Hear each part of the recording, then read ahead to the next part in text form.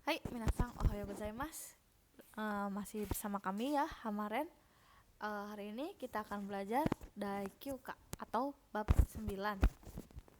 Nah, di bab 9 ini kita akan mempelajari partikel ga, lalu keterangan benda, keterangan kata kerja, lalu kara yang artinya karena, dan doste. Untuk partikel ga di bab 9 ini dia menunjukkan kata benda yang dikenai kata kerja arimas, imas, dan wakarimas. Nah, lalu partikel ga ini juga digunakan untuk kata benda yang belakangnya kata sifat.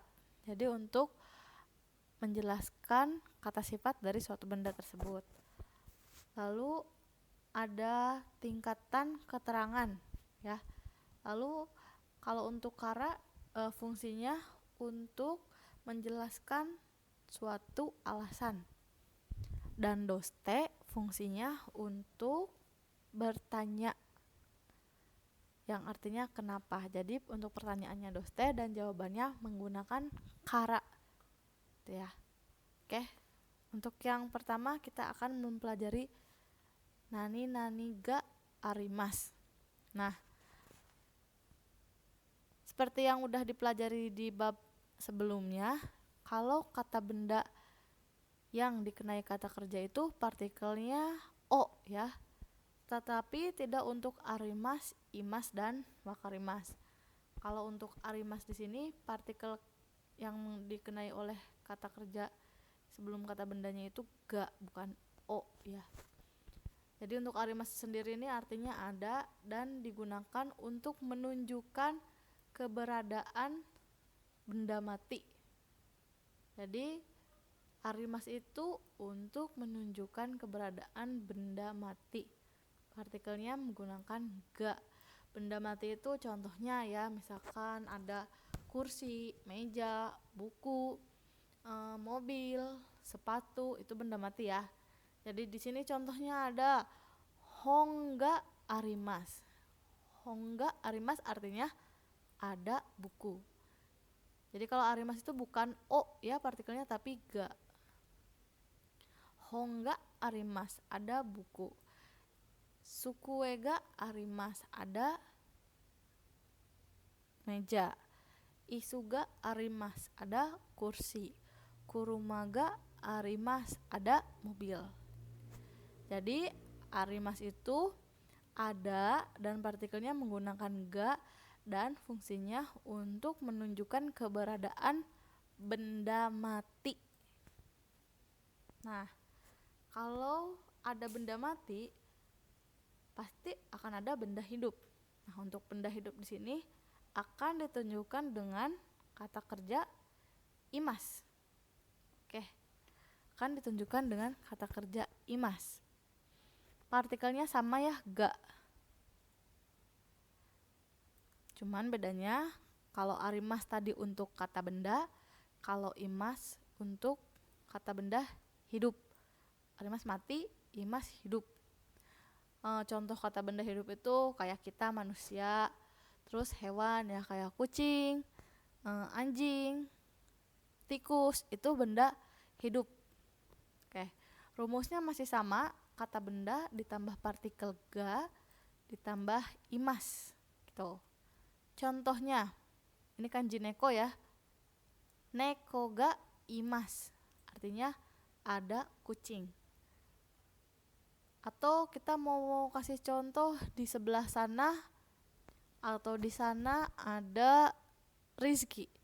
Asokoni Rizky sangga imas. Rizky sangga imas. Jadi di sana ada Ricky. Di sana ada anjing. Asokoni inuga imas. Karena anjing tersebut adalah benda hidup ya. Jadi pakainya imas. Oke, satu lagi yang ditempelin partikel ga di kata kerja yaitu ada wakarimas. Nah, Wakarimas ini partikelnya bukan o ya, tapi masih ga. Masih ga. Jadi kalau ada kata benda belakangnya wakarimas, partikelnya ga. Wakarimas sendiri ini mempunyai arti mengerti atau paham. Nah, partikel ga-nya untuk menjelaskan objek. Untuk menjelaskan objek dari wakarimas tersebut. Oke, rumusnya masih sama, kata benda, ga, dan wakarimas. Kalau mengerti itu contohnya ada mengerti bahasa Jepang, mengerti bahasa Perancis, mengerti bahasa binatang misalkan ya, bisa jadi ya. Contohnya kita akan mengerti bahasa Jepang, berarti Nihongo ga wakarimasu, mengerti bahasa Jepang. Mengerti bahasa Perancis, berarti Furansugo ga wakarimasu. Mengerti bahasa Inggris, berarti Eigo ga wakarimasu. Mengerti bahasa Jerman, Doitsugo ga wakarimasu. Seperti itu ya. Untuk wakarimasu partikelnya ga. Oke. Selain dipakai oleh ketiga kata kerja tersebut, imas, arimas, dan wakarimas, partikel ga juga digunakan oleh kata sifat. Digunakan oleh kata sifat ya. Jadi kata benda, partikel ga, dan kata sifat. Ini untuk menjelaskan kata benda lalu kata sifatnya. Untuk menjelaskan kata sifat dari si kata benda tersebut ya, partikel ga-nya ini. Contohnya di sini ada chokoreto ga suki desu. Chokoreto ga suki desu. Suka coklat. Neko ga kawaii desu. Neko ga kawaii desu. Kucingnya lucu atau imut. Watashi no otousan ga yasashi desu. Watashi no otousan ga yasashi desu. Ayah saya baik. Jadi ayah saya tuh sifatnya baik. Kucingnya tuh lucu, suka coklatnya, kayak gitu ya. Contohnya rambutnya panjang lagi. Rambutnya panjang, berarti kami ga nagai. Kami ga nagai. Suaranya besar. Oto ga oki. Atau kalau suara manusia mungkin koe ga oki. Gitu. Tulisannya bagus, berarti ji ga kirei. Ji ga kirei. Seperti itu ya. Jadi untuk menjelaskan kata sifat suatu kata benda.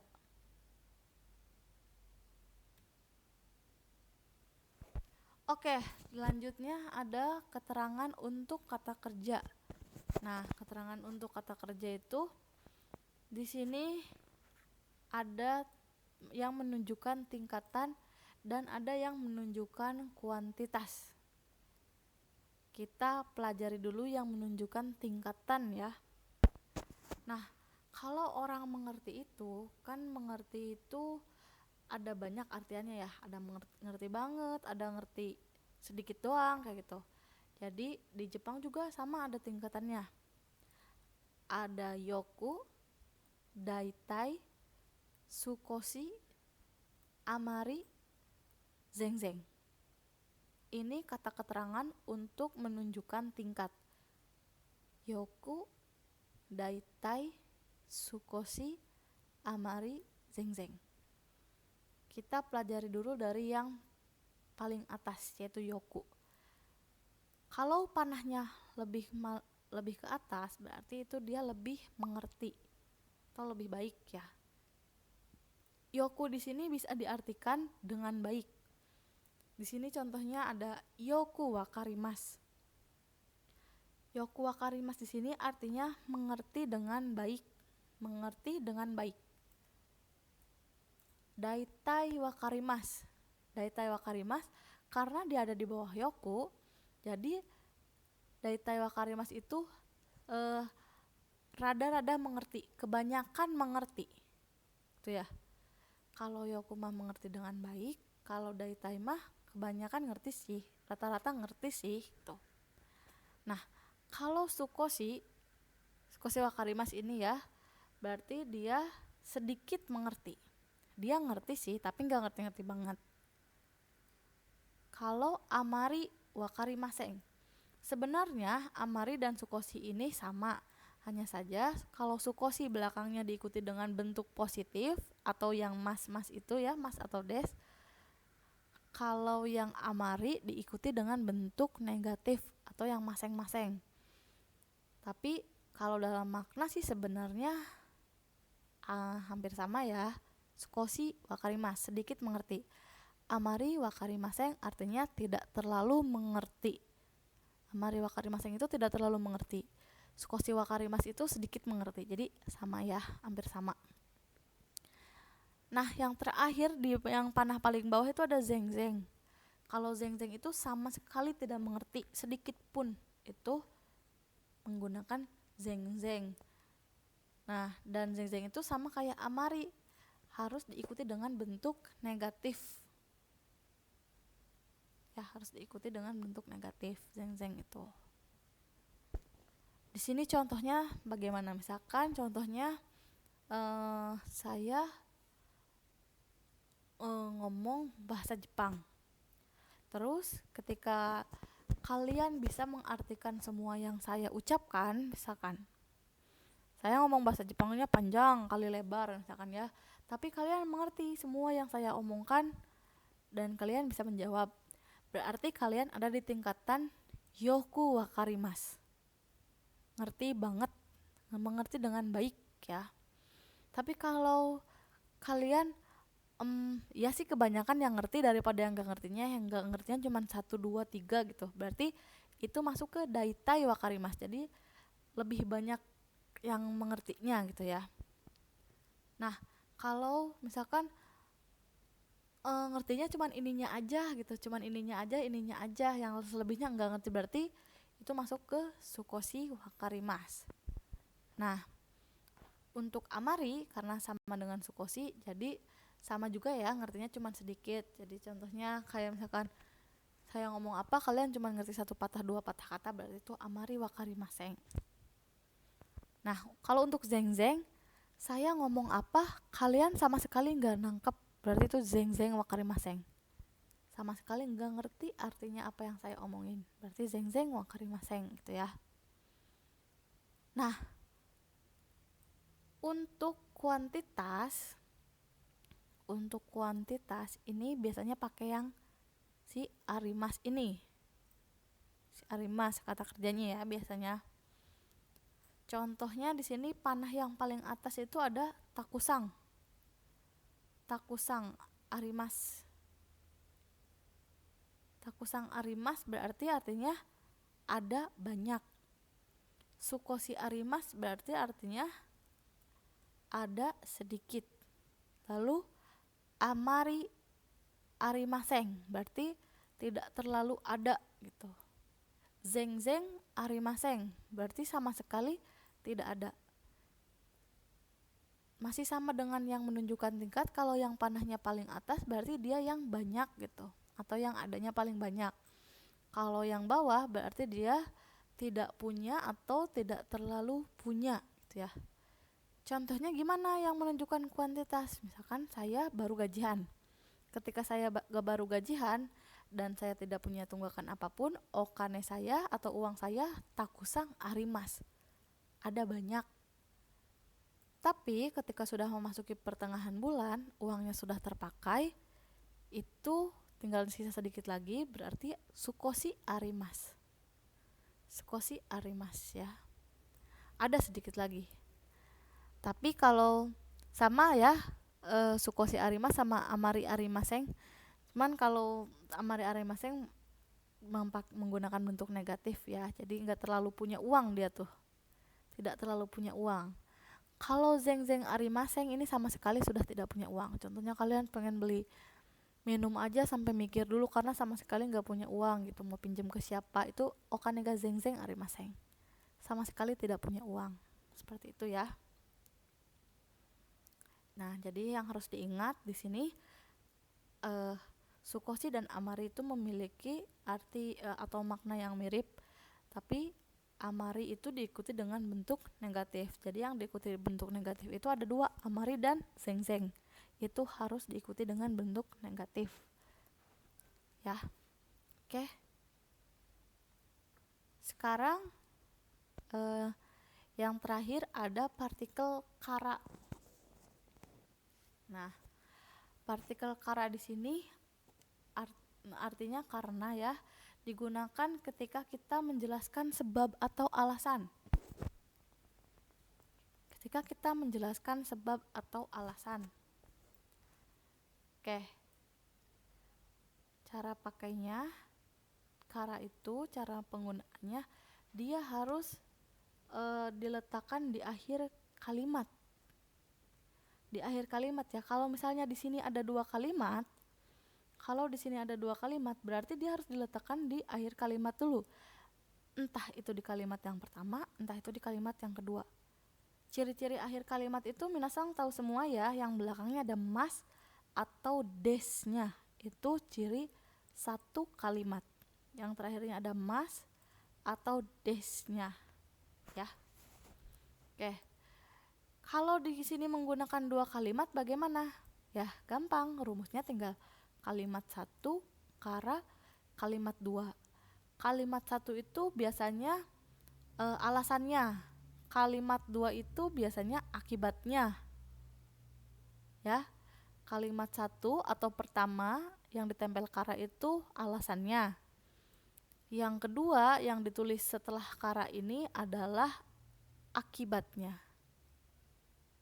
Ya, contoh di sini jika enggak arimaseng. Artinya tidak ada waktu. Shinbun o yomimaseng. Tidak membaca koran. Digabung. Jika enggak arimaseng kara shinbun o yomimaseng. Jadi kara di sini untuk menunjukkan alasan. Alasannya karena tidak ada waktu, jadi tidak membaca koran. Jika enggak arimaseng kara shinbun o yomimaseng. Karena tidak ada waktu, jadi tidak membaca koran. Oke, kalau untuk ngertiin ke bahasa Indonesia enakin sendiri ya. Bisa juga tidak membaca koran karena tidak ada waktu, atau bisa juga karena tidak ada waktu jadi tidak membaca koran. Yang terpenting itu peletakan karanya itu harus benar. Kita harus tahu yang mana yang sebab, yang mana yang alasan. Yang mana yang akibat, yang mana yang alasan gitu. Ya. Oke, dan untuk pertanyaan karanya biasanya menggunakan doste. Artinya tuh kenapa. Kalau doste di sini sama kayak Indonesia ya, kenapanya disimpan di duluan. Jadi kalau doste itu biasanya disimpan di awal kalimat. Kenapa kamu nggak makan? Doste gohang o tabemasen ka? Kayak gitu. Kenapa kamu pergi ke sekolah? Doste ga ko ikimasu ka? Kayak gitu. Nah ini tadi karena dia tidak membaca koran, kamu nanya, kenapa nggak baca koran? Doste shinbun o yomimasen ka? Gitu. Jika enggak arimaseng kara. Ini kalau dia kecil ya. Kalau dia dipendekin kalimatnya. Tapi kalau dipanjangin, jika enggak arimaseng kara shinbun o yomimaseng. Gitu. Oke, cukup sekian pembelajaran hari ini. Semoga bermanfaat dan jangan lupa ya komen dan subscribe. Terima kasih.